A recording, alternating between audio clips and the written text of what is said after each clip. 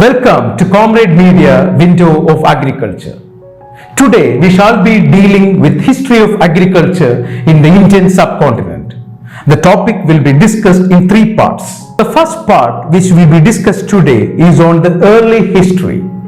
The second part will be on Vedic period agriculture, early common era agriculture and the early modern era agriculture. The last part will be on agriculture during the colonial British era and agriculture in the Republic of India period.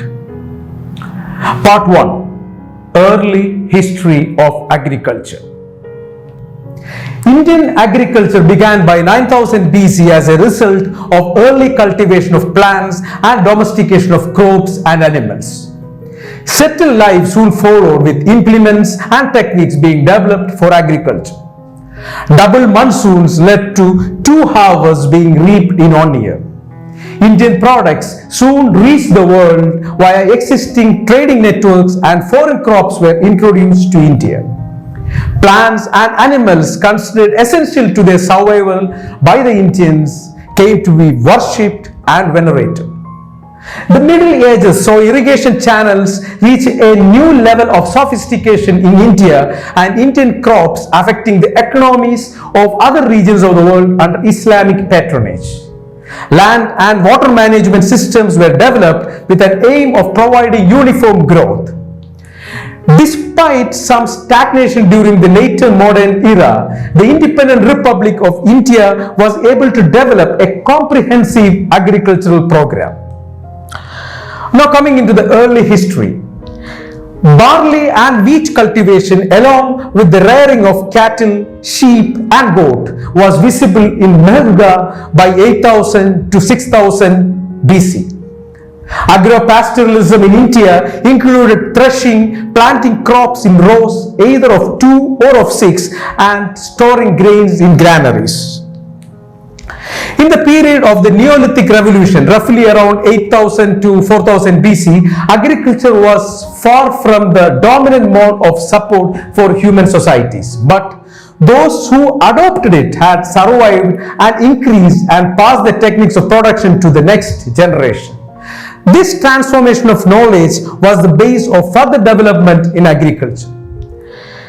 By the 5th millennium BC, agriculture communities became widespread in Kashmir. Sahir Babur in 1996 writes that the first evidence of cultivation of cotton had already developed. Cotton was cultivated by the 5th millennium BC to the 4th millennium BC. The Indus cotton industry was well developed and some methods used in cotton spinning and fabrication continued to be practiced till the modern industrialization of India. A variety of tropical fruits such as mango and muskmelon are native to the Indian subcontinent. The Indians also domesticated hemp, which they used for a number of applications including making narcotics, fiber and oil. The farmers of Indus Valley, which thrived in modern-day Pakistan and North India, grew peas, sesame and dates. Sugarcane was originally from tropical South Asia and Southeast Asia. Different species likely originated in different locations, with Saccharum barberry originating in India and Saccharum eduale and Saccharum officinarum coming from New Guinea. Wild rice cultivation appeared in the Balan and Ganges Valley regions of northern India as early as 4530 BC and 5400 BC respectively. Rice was cultivated in the Indus Valley civilization. Agricultural activity during the 2nd millennium BC included rice cultivation in the Kashmir and Harappan regions. Mixed farming was the basis of the Indus Valley economy. Dennis J. Murphy, 2007, details the spread of cultivated rice from India into Southeast Asia. Several wild cereals, including rice, grew in the Vindhyan hills, and rice cultivation at sites such as Chopani Manto and Mahagra may have been underway as early as 7000 BC. The relative isolation of this area and the early development of rice farming imply that it was developed indigenously. Chopani Manto and Mahagra are located in the upper upper reaches of the Ganges drainage system, and it is likely that migrants from this area spread rice farming down the Ganges valley into the fertile plains of Bengal and beyond into Southeast Asia. Irrigation was developed in the Indus Valley civilization by around 4500 BC.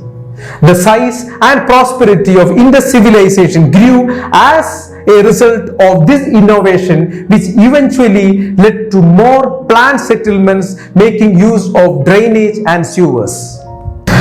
Sophisticated irrigation and water storage systems were developed by the Indus Valley civilization, including artificial reservoirs at Gimar dated to 3000 BC and an early canal irrigation system from circa 2600 BC.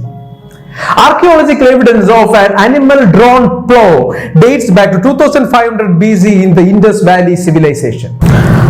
Outside of the Indus Valley area of influence, there are two regions with distinct agriculture dating back to around 2800 to 1500 BC. These are the Deccan Plateau and an area within the modern states of Orissa and Bihar.